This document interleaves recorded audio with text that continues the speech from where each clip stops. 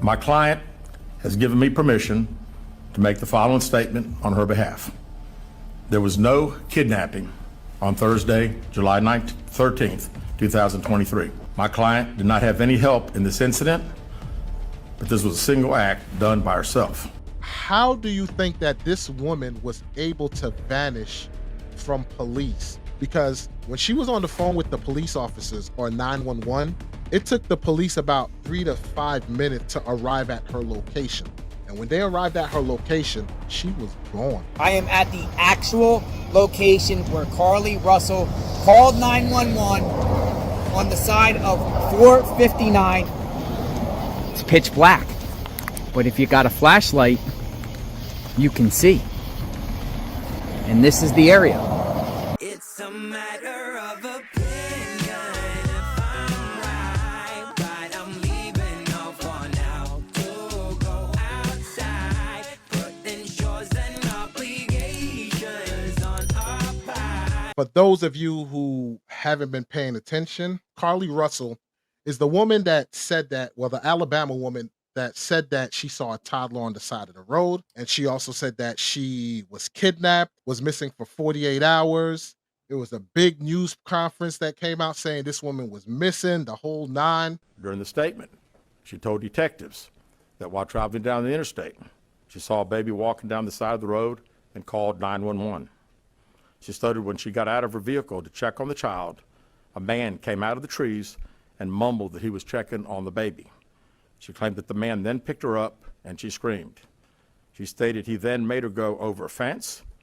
She claims he then forced her into a car, and the next thing she remembers is being in the trailer of an 18-wheeler. She stated that the male was with a female. However, she never saw the female, only hearing her voice. She also told detectives she could hear a baby crying. She told detectives the male had orange hair with a big bald spot on the back. She said she was able to escape the 18-wheeler and fled on foot, only to be captured again and then was put in a car. She claimed she was then blindfolded but was not tied up because the captor said they did not want to leave impressions on her wrists. She said that they took her into and made her get undressed. She believes they took pictures of her, but she does not remember them having any physical or sexual contact. She stated the next day she woke up and was fed cheese crackers by the female. She said the woman also played with her hair, but could not remember anything else. At some point, she was put back in a vehicle she claims was able to escape while it was in the West Hoover area. She told detectives she ran through lots of woods until she came out near her residence. During this interview, detectives noted that Carlee had a small injury to her lip, and she claimed that her head was hurting. She also had a tear in her shirt. Detectives also noted that she had $107 cash in her right sock. Out of respect for Carlee and her family, detectives did not press for additional information in this interview and made plans to speak with her in detail after giving her time to rest. When I first heard the news or whatever, I was like, okay, we got a black woman, a sister, finally getting some recognition for being a missing person. You know, a missing persons case, yada, yada, all of this stuff. And the thing that drew me was when they actually interviewed the parents. This is what the parents had to say when all this news broke out that this woman was missing. There were moments when she physically had to fight for her life, and there were moments when she had to mentally fight for her life. But she made it back to you. She made it back. When you saw her, we tried to hug her as best we could, but I had to stand back because she was not in a good state. So we had to stand back and let medical professionals work with her. But it's okay. She's having to deal with the trauma of people just making completely false allegations about her. Carlee has given detectives her statement so that they can continue to pursue her abductor. do you believe that there's an abductor still out there? Absolutely. Absolutely. And when I talked to you all on Saturday, you also said your daughter is a fighter and she would find a way back to you. I felt that in my heart. Is that what happened? She did. She found her way back to us. However, we can't discuss the details of that. Do you believe she was fighting for her Oh, life? she definitely fought for her life. Now, as days went by, it came out in the news articles that, well, the police came out and was like, they scrubbed her history. She was searching up Taken, all of this stuff. Pretty much looking up how can she get away with this hoax that she did. So that started to put doubt in people's mind because everybody was fighting for this woman like, yo, she got kidnapped, she's getting the attention. And the crazy thing is, there were families that were in mourning because they had kids that like they suffered through their loved ones being kidnapped also, and they were out on a search party actually putting the time in to look for this woman. Detectives continue analyzing data from Carlee's cell phone that was left behind at the scene. We enlisted the help of the United States Secret Service in conducting this analysis. Part of what data included several internet searches in the days leading up to their disappearance that I think are very relevant to this case. On July 11th at 7:30 a.m., the term, "Do you have to pay for an Amber Alert?" was searched. On July 13th at 1:03 a.m., the day of her disappearance, the term, "How to take money from a register without being caught," was searched. On July 13th at 2:13 a.m., the day of her disappearance, the term Birmingham bus station was searched. On July 13th, 2:35 a.m., a search for a one-way bus ticket from Birmingham to Nashville was conducted with a departure date of July 13th. On July 13th at 12:10 p.m., a search for the movie Taken, a film about abduction, was conducted. There were 2 searches related to Amber Alerts on a computer at Carlee's place of employment, including one regarding the maximum age of an Amber Alert. After the police came out and said what they said, it started swirling around like, yo, I don't believe this woman. She was lying. It was a hoax, yada, yada. This prompted her lawyer to step up and say this. I have talked to and received a statement from Mr. Emery Anthony, attorney for Carlee Russell. Mr. Anthony has scheduled a meeting for Carlee to meet with investigators early this afternoon, but then I received an email stating that a statement was being provided by him on her behalf. Mr. Anthony asked that I read the statement in its entirety, which I will do now. My client has given me permission to make the following statement on her behalf. There was no kidnapping on Thursday, July 13th, 2023. My client did not see a baby on the side of the road. My client did not leave the Hoover area when she was identified as a missing person. My client did not have any help in this incident, but this was a single act done by herself. My client was not with anyone or any hotel with anyone during the time she was missing. My client apologizes for her actions to this community, the volunteers who were searching for her, to the Hoover Police Department and other agencies as well, as to her friends and family. We ask for your prayers for Carlee as she addresses her issues and attempts to move forward, understanding that she made a mistake in this matter. Carlee, again, ask for your forgiveness and prayers. So pretty much it came out that this was a hoax, right? Now, since everybody feel like they were duped the whole nine, and I'm going to present something to you, ladies and gentlemen. There was a funding that was done for Carlee to help find her. And news is being reported that $63K in donations were made to help find her, and that money will not be refunded with her reappearance. So people actually donated to help find this woman, and come to find out that it's all a hoax. It's being reported that she's facing 2 misdemeanor counts. I believe it's falsely providing information to the police about a toddler, and then also falsifying information about a kidnapping, which both hold up to a year prison sentence and $6,000 fine maximum. I Yes. believe that's what the charges are. Yes, that is. Do you believe that these charges are enough for this woman or no? Okay, so this is the thing. For me, I don't feel like it's enough. I don't. I feel like you lied. and you got a slap on the wrist.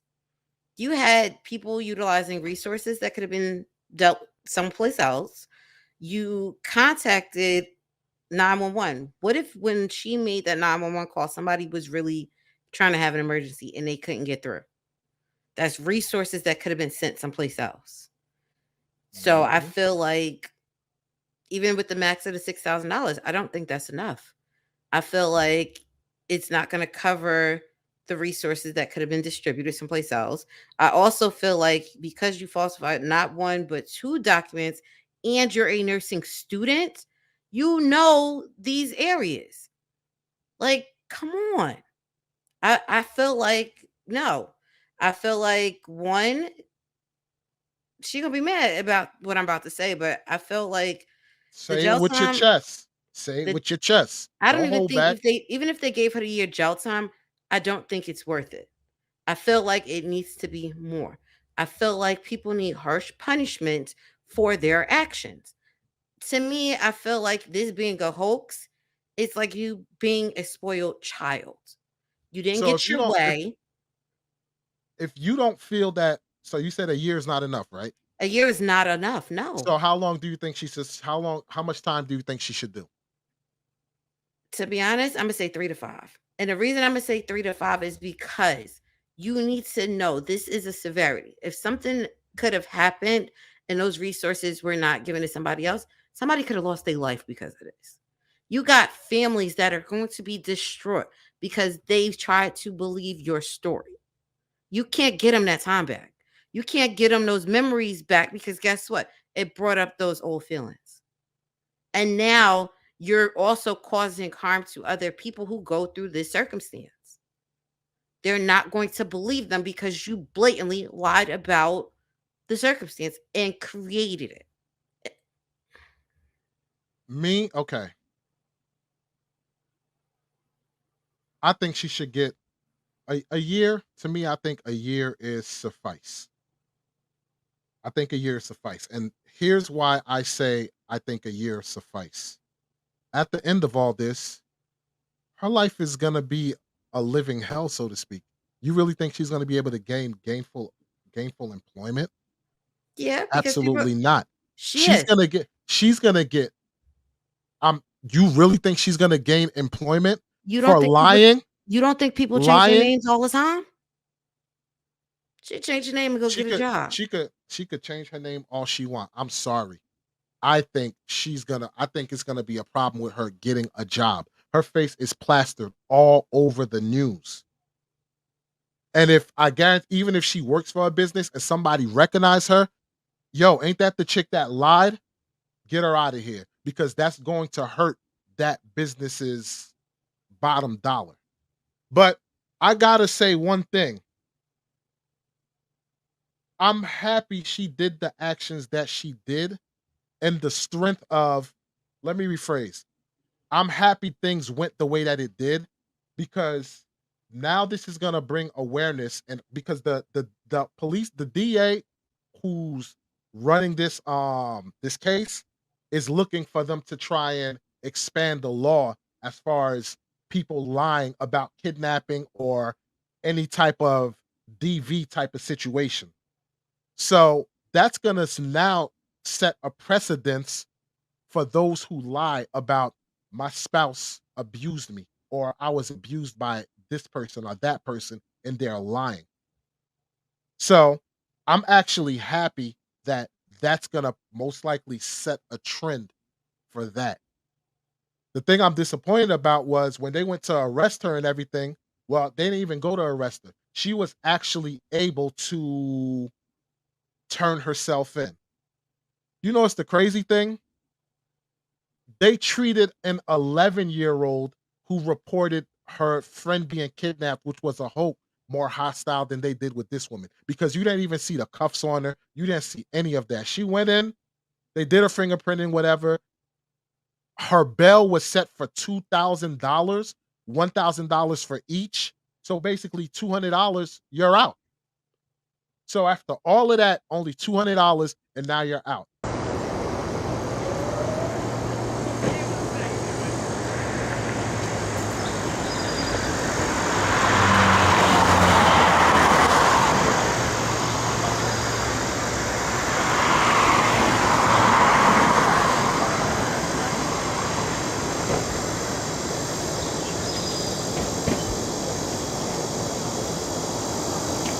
Look at this video of how these police officers treated this 11-year-old girl that called up saying that her 14-year-old friend was kidnapped. I understand it's a different state, but just check this out. To him, nothing's going to happen to you. Do you understand that? Okay. I'm telling you this right now, you're going to take this as a lesson at 11 years old, that if you do something stupid in the future, you're going to enjoy those cuffs. I'm not going to do this again. You know, this is going to be an opportunity for you to turn this into a learning experience. This is not something you're going to carry with you for the rest of your life, okay? That's what I wanted. I wanted the walk of shame. I wanted them at seeing the cuffs on her as they're escorting her behind that police vehicle. That's what I wanted to see. But no, she got a peaceful way to do this, and mere bag of shells. And is she going to get the year sentencing? Who knows? Because you know how it is. If you have a good lawyer, anything is possible. But the question that I have is, how do you think that this woman was able to vanish from police? Because the way it's noted was when she was on the phone with the police officers or 911, it took the police about 3 to 5 minutes from her to arrive at her location. And when they arrived at her location, she was gone. No trace. They saw her car there. Her car was running. Her wig was in there. Her wallet was in there. Her cell phone, all her belongings just disappeared without a trace. How do you think that might have happened? She was a track star. Ladies and gentlemen, let me play this video for you. This gentleman actually went to the location where this woman parked her car and showed exactly how this disappearance that she did could have happened. Check this out. You all been waiting for. I am at the actual location where Carlee Russell called 911 on the side of 459. It is pitch black out here. I'm going to show you how easy you can see going down this trail at night. Because if you turn the light off, it's pitch black. It's pitch black. But if you got a flashlight, you can see. And this is the area. This is the area. You can see. So if you know this exists, you can clearly go down this trail. And that's what we're going to do. We're going to go down the trail. Look how easy this all is with a flashlight. Going right down the trail.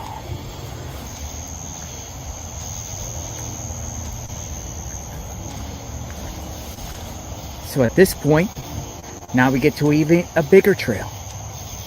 You could go that way. You could go over into the homes. You can see some lights. Look, lights of the home. You can see lights. So lights. Or you could go this way.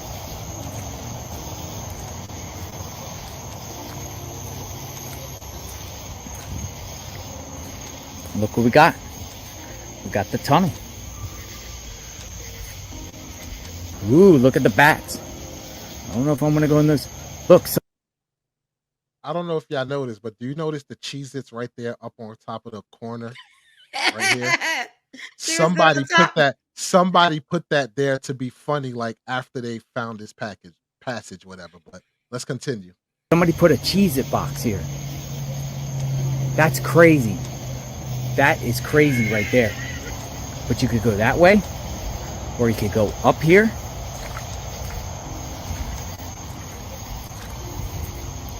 Now somebody put a Cheez-It box over there, and I think that was probably done on purpose, because that Cheez-It box was not there before. Or you could just walk up this way and keep going up the trail.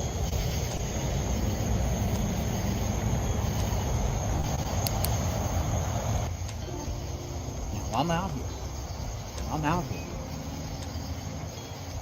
I really do think Carlee somehow went down these paths, went down these locations, one of these directions. Whether she went Now that takes you over towards exit 10.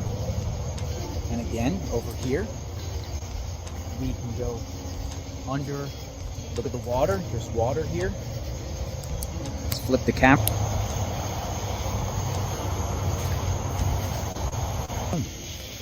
There's a fence. Did she go up over a fence?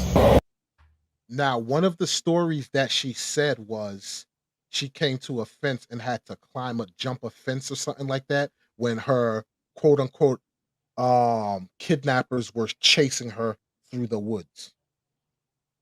So I will say this: whenever somebody tell a lie, there is always some truth within that lie. Always. Let's continue.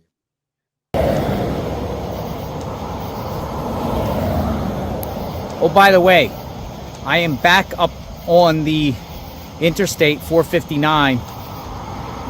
And as you see, pitch black out here. Pitch black out here. How in the world would have she seen a toddler? I don't think so. And I don't think anyone lured her or kidnapped her from this location. I think she took that path right there. That path. Do you believe, Erica P, that this woman might have took that that passage? Because that's the only way in my book that she could have disappeared like that, especially within that 3 to 5 minute span. You're right. I feel like she could have. The other thing too is, think about it. When you're a cop on a scene, you're not going but so far either. It's like, okay, I got there. I'm not walking 5 miles away from an interstate either. So it's like, okay, I'm gonna walk a little bit. I'm gonna check my surroundings. I'm gonna call for some backup. So, and I think that's the other thing. Like, I just noticed one of the comments. It was like, hey, 3 to 5 seems to be excessive. But I'm like, no, you have to think. It's not just the what ifs though. It's the cops. You talking for 2 days, they out there looking for you. That's 2 days worth of resources. That's 2 days worth of people getting invested into your story. That's a GoFundMe account that people who lost their money out on. So yeah, I'm holding you accountable. And think about it, even with a 3 to 5, people don't serve a full 3-year sentence or even a full 5-year sentence. You talking she may get 16, 18 months out of the deal? If you only give her a year, she's serving less than 6 months. So I feel like she needs to be held accountable for her actions. And you talking, it's a long way from being an 11-year-old making up a story. Here's the thing. As crazy as it sounds, she had the right idea for the way she ran this hoax, so to speak. But I think she miscalculated. Why do I say I think she miscalculated?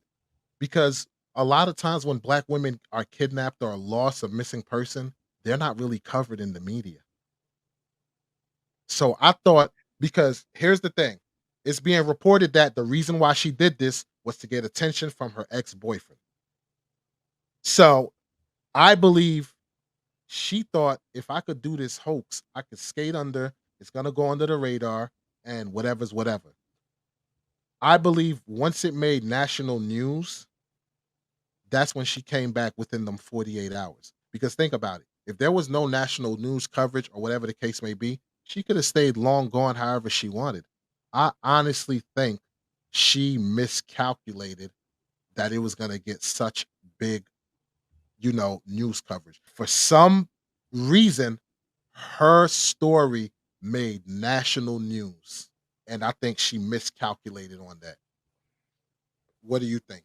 That's just my opinion on it. I'm gonna say you may be right, because do you not understand how many of these cases get reported and you don't hear nothing? I know if I Google New York, New Jersey, Connecticut right now, nothing's gonna pop up. So it's like, if I could pick Arizona, I could pick Texas. You talking maybe 1 out of maybe 20 or 40 cases go onto national news? Because think about it, it has to gain traction somewhere. So somebody probably saw, and it's like, okay, let me take it, get my Twitter fingers on. Let me get my Facebook on. Because think about it.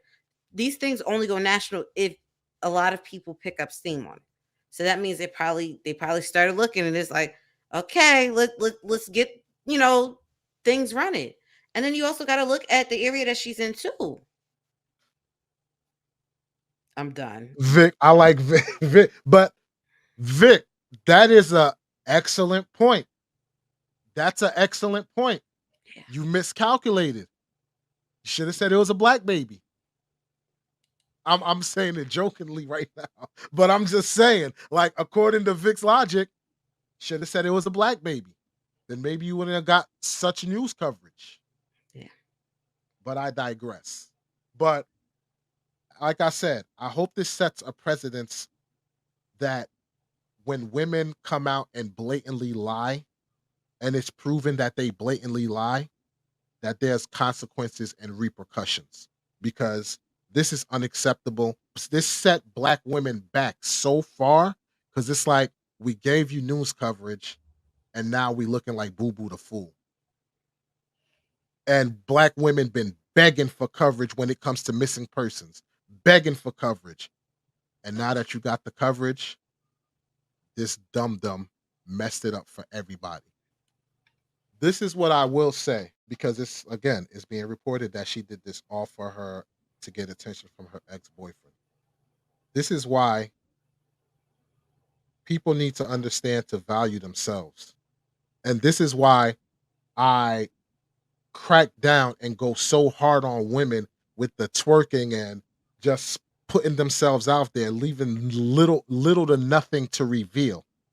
The bottom line is, if you want respect and attention from a man, you got to show respect for yourself first. The minute that man or that woman see that you have respect for yourself, they will treat you with respect, because that's how you carry and value yourself.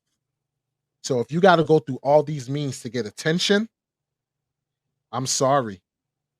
You need to do some soul searching, get some therapy, and find that self-love and that self-worth, so you don't have to do foolish activities like this just to get a freaking person's attention.